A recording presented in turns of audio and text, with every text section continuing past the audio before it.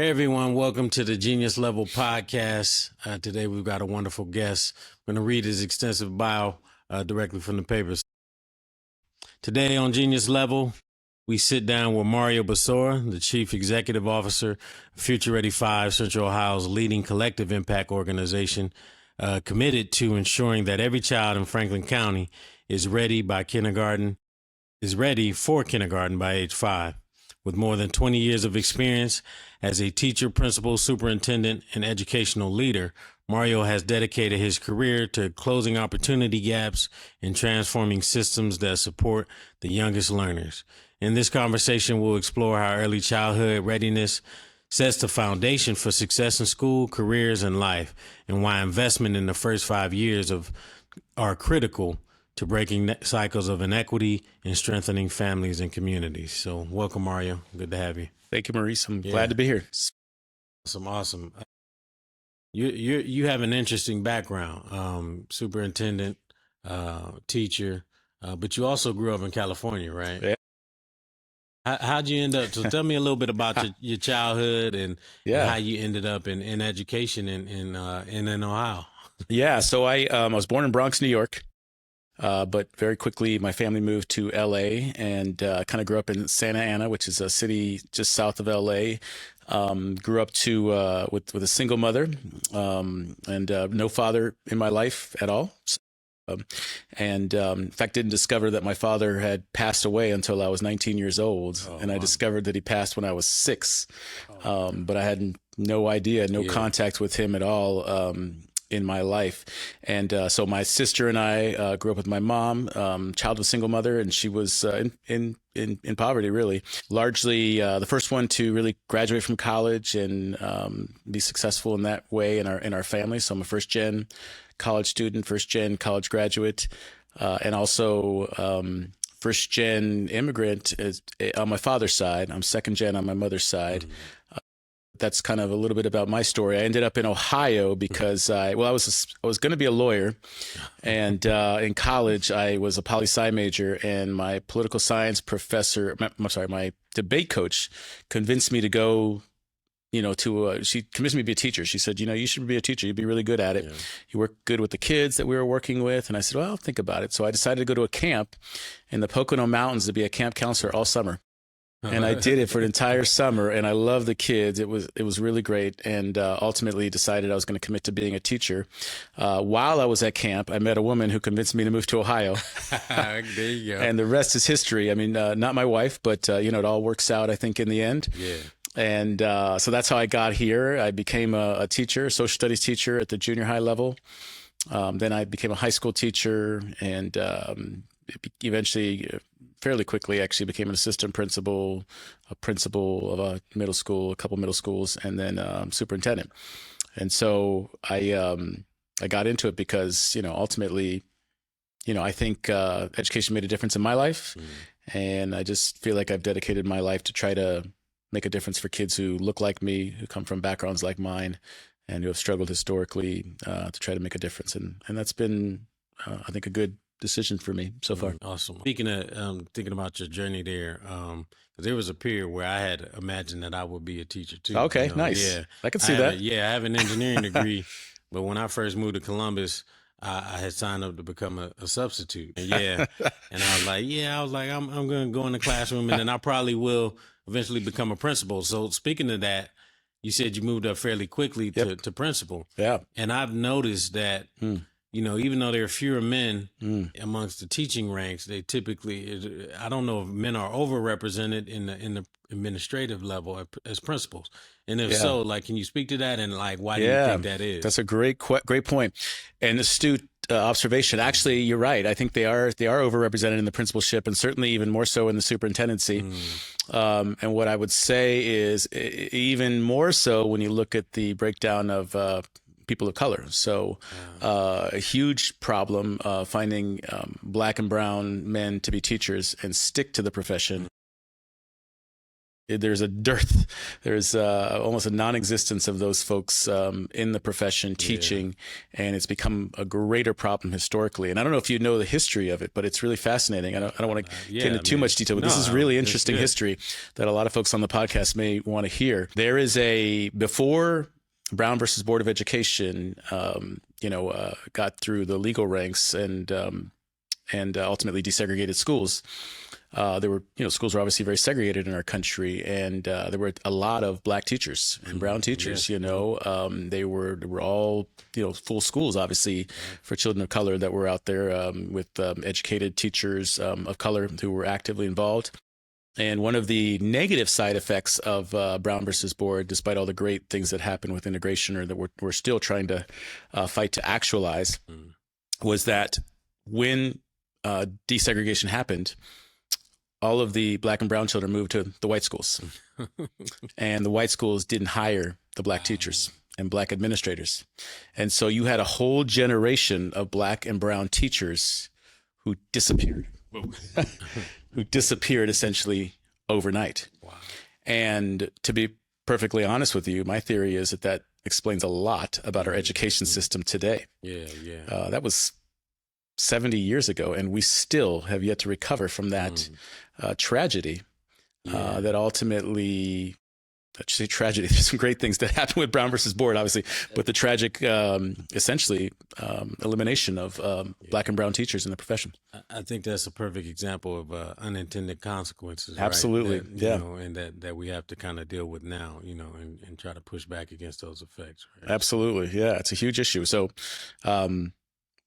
we fought hard to try to get more teachers of color. And actually, we were doing some work in a couple schools I was superintendent at to try to combat this and change it by working specifically with universities, intentionally targeting young interns of color to come into the schools and work with kids and, kind of take them on a path so that they could be mentored until they graduate and become teachers. And I think some of those programs are still in existence that we were able to start when I was there. Yeah.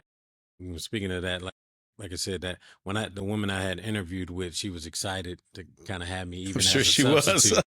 And I feel bad now when I look back because I think a day or two later I got a job offer from an engineering firm who paid you a lot more money, I'm sure. Absolutely. And I was like, sorry, and my wife, she was actually working in the schools at the time, as, was she? A okay. teacher. I didn't know that. I didn't know that. Yeah. Okay. And so, I had imagined we would kind of both be teachers potentially, but it was not to be. Yeah. No, so no summers together. Yeah. So now Future Ready 5 focuses specifically on 0 to 5, right? That's right. Tell me a little bit about that and why you think it's so important that we focus on those early years. Yeah. So, and then especially for boys, right? So yeah, absolutely. So when I was a teacher, principal, superintendent in K-12, we were able to make some really great inroads with kids, make a difference for children, close some gaps. But the challenge is often those gaps don't last long term. And it's really hard to make a system sustainable to ultimately not just close the gaps, but then maintain those closures over the years and continue to do that year after year. It takes a consistent administrative team. It takes a consistent set of teachers and a commitment to the same work. Really hard to do in K-12 public education. But when you really looked at, so I saw the impact of that. And, my goal, as I said, was to change the lives of kids who were like me.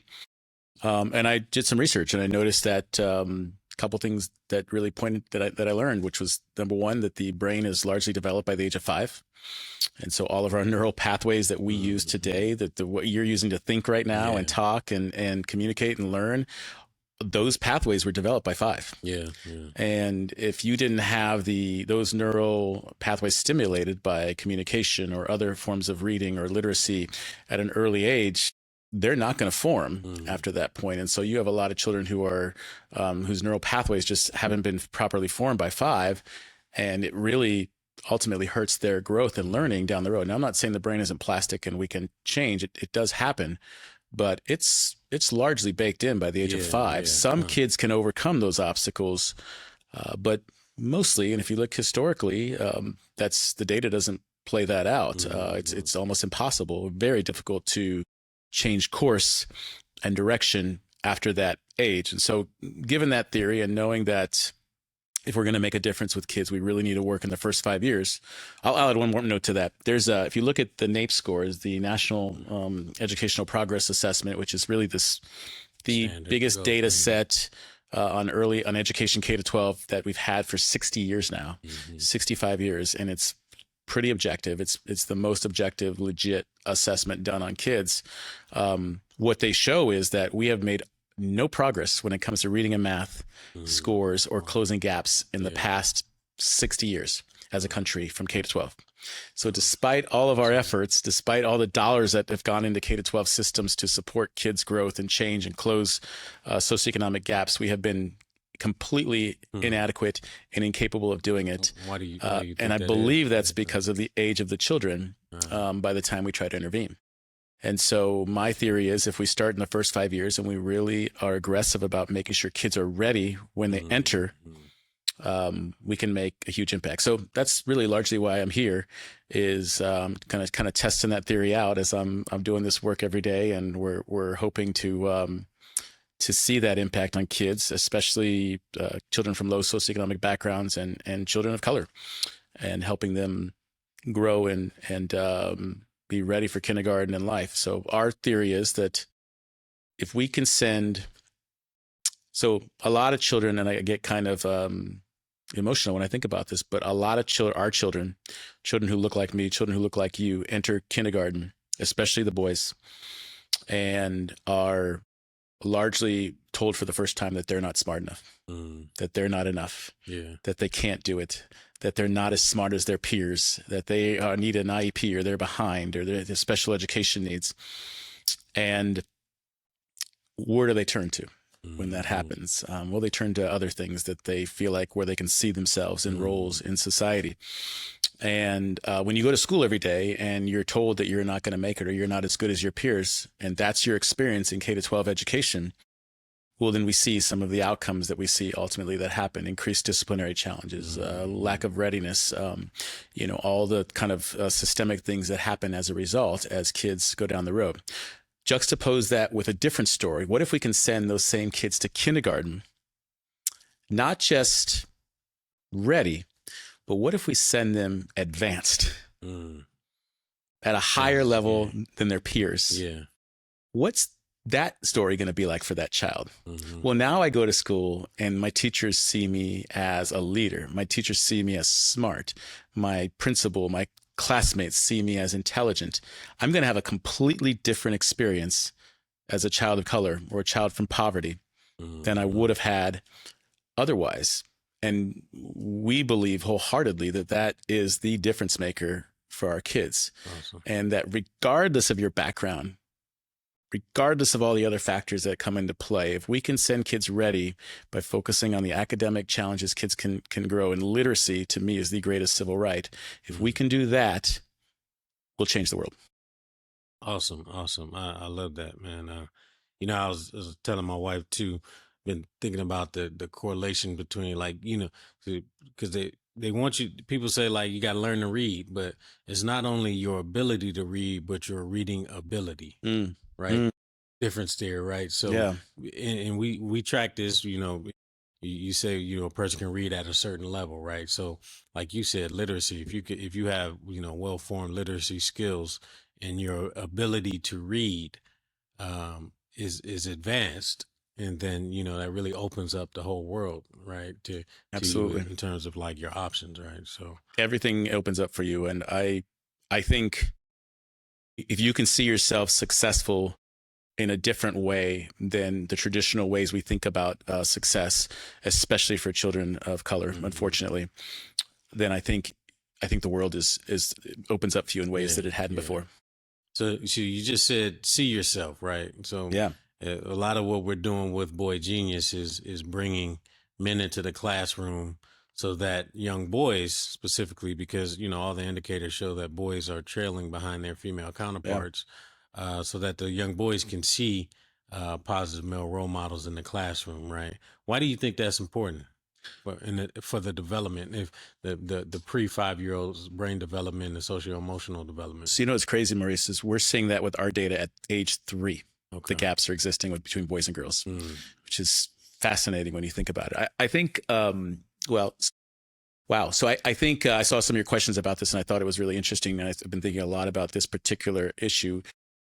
Boys learn differently than girls. That's the truth. It's the nature. They're more physical. They learn more by doing. They're more likely to be kinesthetic, active learners. They're physically active. It's just how they are genetically. Most boys, I'm not saying all boys, but it's just how we're wired, you know? And I think in a traditional education system, it doesn't support that with boys and doesn't support boys learning. And so you have boys who come into school who are more active, who won't sit still, who are need to be moving around a lot, and they have a lot of energy. They're very physical.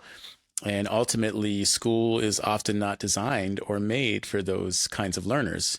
And especially as we go into an era of high achievement, high academic kind of paper pencil testing kind of environments, it becomes even more sort of traditional kind of learning environment and less active moving around. And so what we've seen is, I think that's impacted boys in very, very negative ways. And I think ultimately we have to shift how that looks for kids. I believe if we can send them with some core literacy skills and we start to really think about how we design learning and instruction over time, I think it can make a profound difference for kids and especially for young men. Now, why do you think the learning environment hasn't changed in 100 years, right? So if we, especially now, there's a lot of talk about artificial intelligence and how that changes the dynamic, the workplace dynamic. So, should we change how kids learn in terms of, the form and function of the classroom, and what are your thoughts on that, and why it hasn't changed, and maybe what the classroom in the future may look like, especially for young learners? Yeah, wow, that's a great question. So there's a movie out there called Most Likely to Succeed. If you haven't seen the movie, you should watch it. It's a documentary film about a charter school out of San Diego called High Tech High. It's not, and the school is neither high tech nor is it just high school.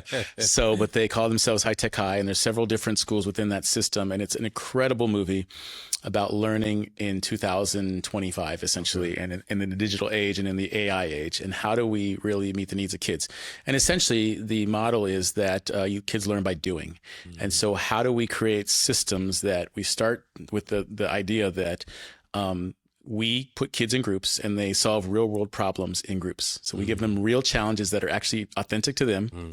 And then they figure out ways to solve those problems in groups, and we set up systems around them to be able to do that with resources. Project-based learning. Exactly. Project and inquiry-based learning is essentially what they're all about. And if you look at that stool and that model, it's great. So to me, when I was a superintendent in Yellow Springs schools for 9 years, we adopted project-based learning in every classroom several times a year. Major shift in how we did things, and it had a huge impact on our kids' learning. And I think saw some of the most amazing, crazy, amazing learning experiences that kids could have. And it was powerful beyond measure. So that was really great for us. And I think that's the kind of learning that happens in gifted programs. That's the kind of learning that happens in the best private schools in the country. It should be the kind of learning that happens in every classroom in urban centers. Every child should have access to that kind of learning opportunity. I was actually in the gifted program growing up in Youngstown, and it was weird when I was in the gifted program in fourth grade. Oh, were you? Okay. They brought us over from our quote unquote regular schools, right? So it was supposed to be there from fourth to sixth grade. And I remember because me and the other kids, we would talk about, man, I want to go back to my old school, Yeah. And so after 2 years, I actually went back to my old school, right? And when I went back, I realized how much of a mistake it was in terms of the types of learning that we did. But in the moment, I didn't understand how blessed I was to be in an environment where we were doing project-based learning. We were learning in open environments and able to kind of socialize with each other while we were learning, right? To go back to a classroom where we're sitting in rows, facing the front of the class.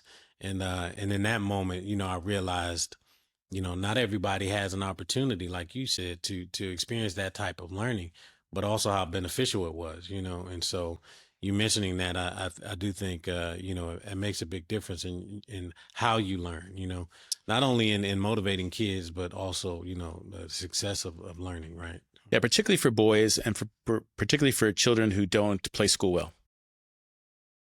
One of the most interesting data points, Maurice, is they've done some research on what is the average high school graduating GPA of new millionaires in this country. And would you believe it's 2.7? I can't believe that. Yeah, just knowing, you know, how I know of several entrepreneurs.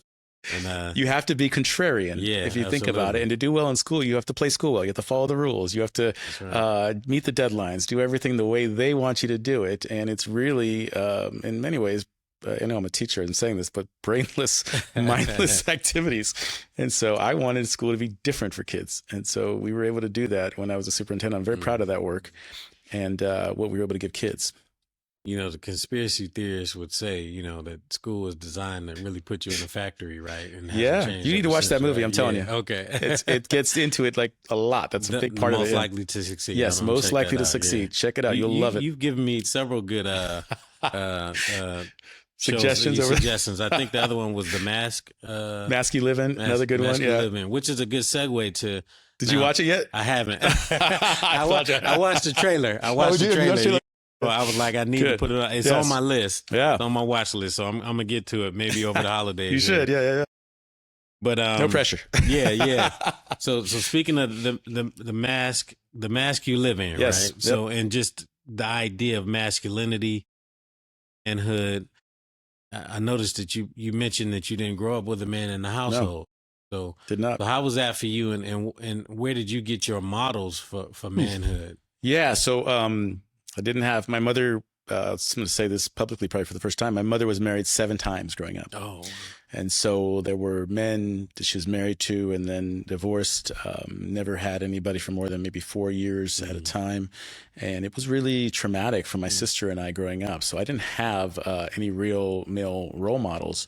I had my friends. I had a friend of mine who's two friends of mine who had dads that were active in their lives and kind of connected pretty well with those guys. They helped a little bit. They would invite me on a fishing trip or a trip that they went, and so I'd occasionally, when I was growing up, kind of join those guys for some of that. They'd ask me to go to baseball games. We went to a few Dodger games together, and so. There's a little bit of that for me, but if I'm being totally honest with you, Maurice, I'm just going to be honest.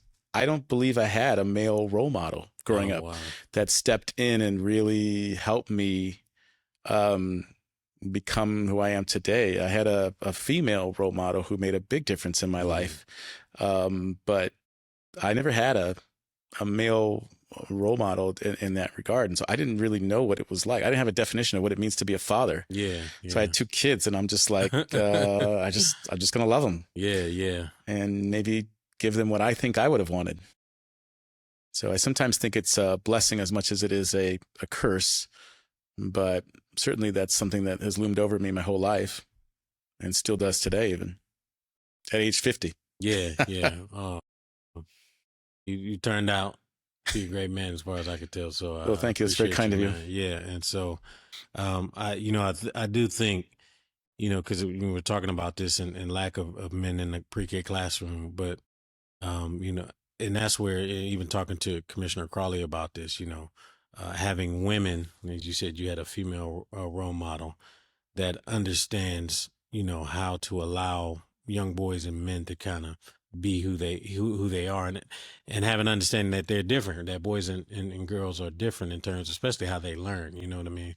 And so, glad to, did you want to get that female shout out? Yeah, why not? So, her name, so it was, an ex-girlfriend of mine, her mother, her name was, she's still alive, Jeannie Halverson out in Southern California. And she, a time when I really had some challenges in college. I was doing poorly. I was actually just turned my life around. Had started to get really good grades. She, when I was kicked out of my house at the age of 19 or 20, she took me in, and I mentored her children, her 2 young boys, kind of took them to, I was kind of a nanny, if you will, while I was in college to support them, and she let me stay with them. Okay. While my girlfriend at the time was in college. So it was kind of an interesting away at college. And so she made a profound difference in my life. If it weren't for her, I know I wouldn't be doing what I'm doing today. So yeah. Awesome. Yeah. Thanks for that. Yeah. So now, the Boy Genius Initiative focuses on boys and men intentionally and specifically, right? Yeah. But some people are uncomfortable with that, right? Some people approach it as a zero-sum game. Why do you believe that targeted approaches for boys are not only valid but necessary? Well, I think it's like I liken it to the issue of kind of race. I liken it to the gender issue, similar to the racial issue in that way, and a sort of a notion that we all want to be colorblind, right? And that we, you know exactly where I'm going with this, and this idea that why can't we all we're part of the human race, right? We're all humans, and that's great. We all want that. Of course, we want that, but there's a really strong belief that's out there, or theory, and I agree wholeheartedly with this, is that in order to be colorblind, you must first be color conscious. And so we have to be aware of our differences in order to get to a place of color blindness, if we ever want to get there as a society. And too often color blindness is an excuse for soft bigotry and low expectations and looking the other way. I think we see it right now in our country. Yeah, absolutely. People looking the other way while the others are suffering greatly. Yeah. And so I believe that we have to be, color conscious in order to be colorblind. So similarly, I think we have to face the data. And so that's the beauty of a lot of the work you do and why it's so valuable, and the work we try to do with, really confronting the brutal facts. The reality is boys are underperforming. And how can we support them? And specifically, boys of color are underperforming. And that's just unacceptable. And we have an obligation to do something about that. And I think the more you become aware of it, the more it's in our face, the faster we can really do something about that problem. So we can truly be a more perfect union, as they say. And ignoring it just sweeps it under the rug and doesn't solve anything. Awesome. Can you speak specifically about some of the solutions that Future Ready 5 are working on?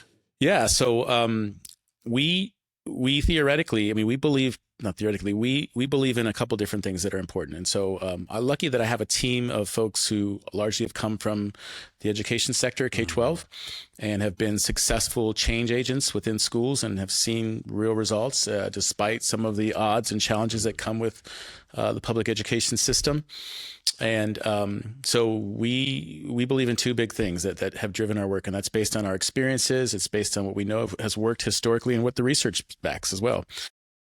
The first axiom or belief we have is that, what gets measured gets done.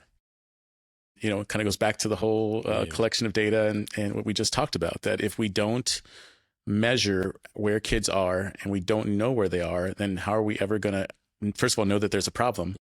And secondly, be able to solve the problem early and be preventative. And so we think the earlier we can assess and see where kids are, the faster we can intervene and make a difference in their lives. And so we believe that when we can share children's data with teachers, that can have a tremendous impact on the work that kids are doing and the work that they're doing with kids, and hopefully get them to change their practices and reflect a little more in a way that I think is impacting kids. To that end, I'll tell you a quick story on that. So about 4 weeks ago, and this happened 3 or 4 times since we've been working on doing this data work with preschools. We were in an early child care center, or early learning center, as we like to say, assessing a child.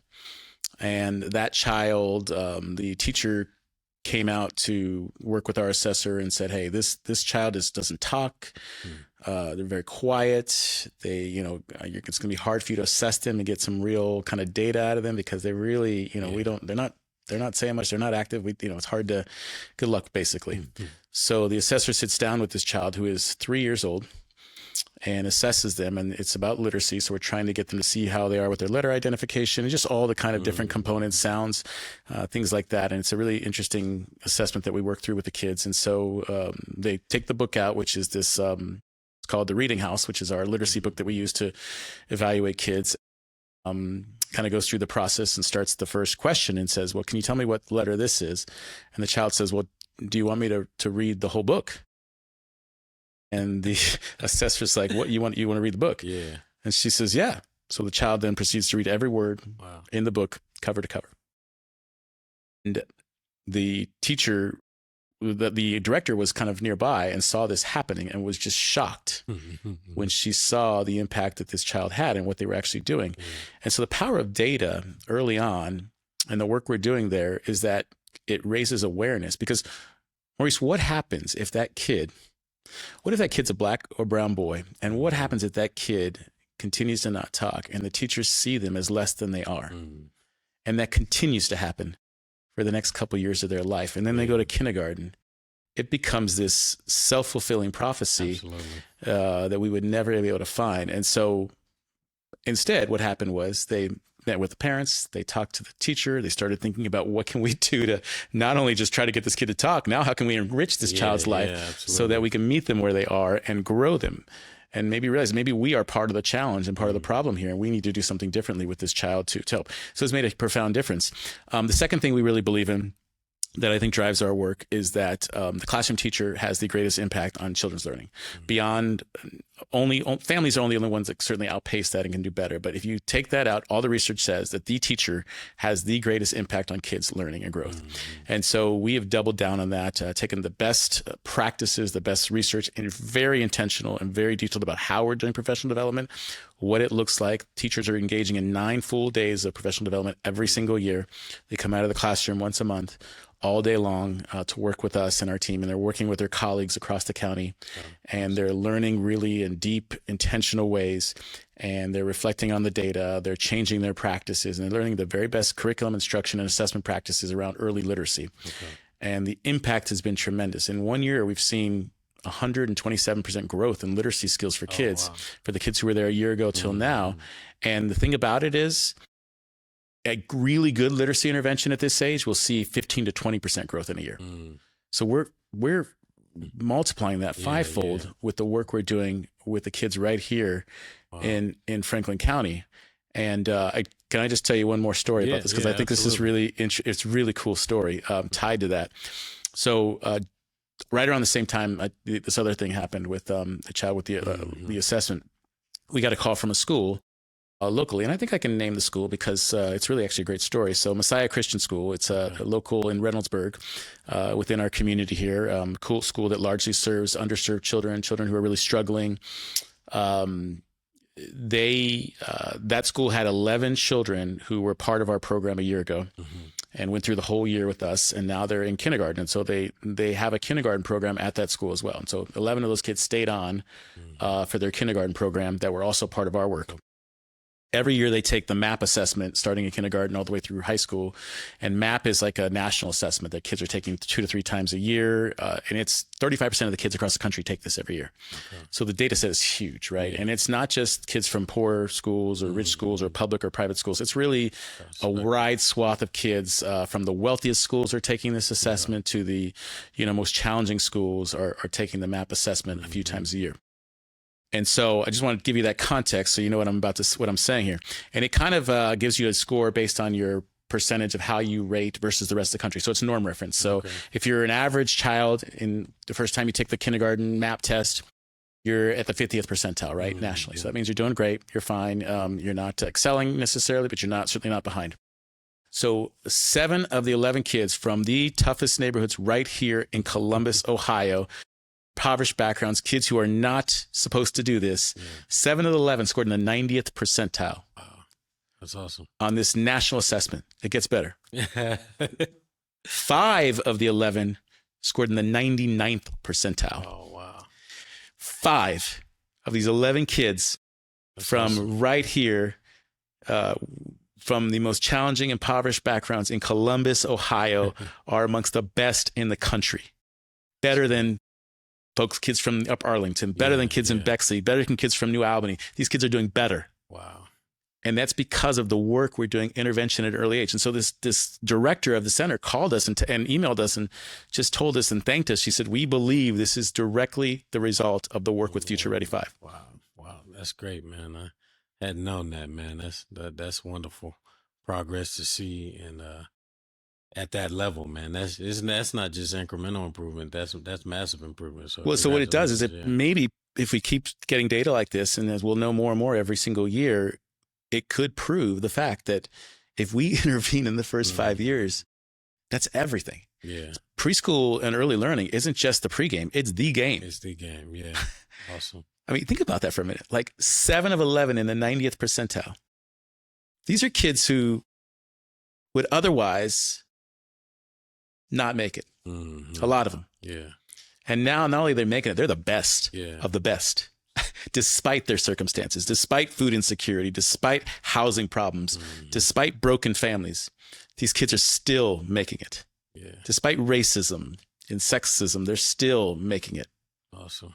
You know, Kudos to you and the team, man. Those are great results, man. And thank you. We're proud of it. we can continue to scale that up. I know that's next on the agenda. Absolutely. Yeah, we're going to grow this as much as possible, as quickly as possible, because we need to serve more kids. We don't have time. Kids can't wait. You can't wait. No, that's great. That's all of that, man. That's great. I'm excited to hear the work you're doing, your background. Let's get into some quick hit questions. All right, I love this. Let's do this. To finish it up here, just to give us some ideas on how you think. So, which would you rather be, a gardener in a war or a warrior in a garden? Warrior in a garden, 100%. Me too. So I'm with you there. Tell me a little bit why you take that approach.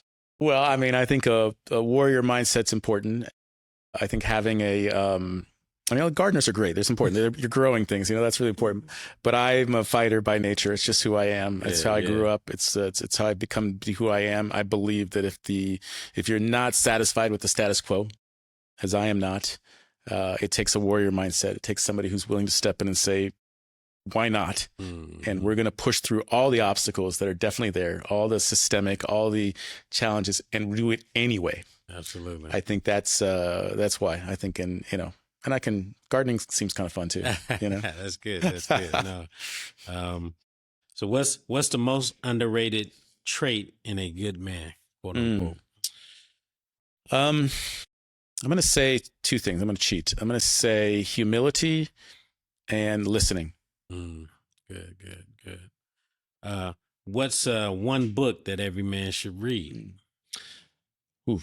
I love The Alchemist, Alchemist by Paulo Coelho. I don't know if you heard this. It's a great book. It's I think it's, especially young men, I think it's a really good accessible book. It's a fable, and it's about achieving your life's mission. Great book. One of my favorites. Okay. Good. And so who has, we talked a little bit about this, but who has been the most influential man in your life?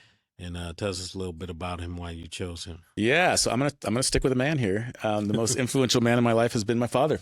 Okay.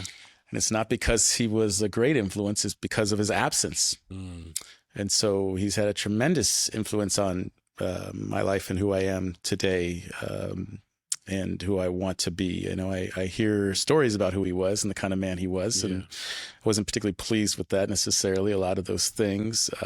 But I think, to me, it's sort of like you want to make a change for the next generation. So I'm hoping I can make life better for my generation, and then maybe the next generation, my son.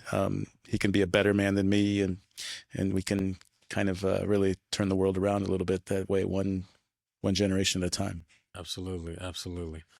Well, that's all I had, man. I appreciate you coming on, sharing your background, sharing your views around early learning, especially around some of the things that affect boys' opportunity, specifically. You had a lot of knowledge. I'm looking forward to kind of seeing what you can do with Future Ready 5, man. Thanks, Maurice. I'm looking forward to what you can do too. You've been doing some great work yourself. So thank you. I appreciate it. You're welcome. Thanks. So that's it for episode 3 of Genius Level Podcast. To all the men. So I try to finish every podcast by challenging the men that are listening to this to go to geniuslevel.org, put your name into the hat. We're trying to change the game by bringing more positive male representation into the learning environment. As you can see, the early ages are really, as Mario said, it changes the game. It is the game, right? So we need you. And so we're making that appeal to you, geniuslevel.org. Sign up to become a guest reader. And so thanks for joining us on the Genius Level Podcast. We'll see you in the next episode.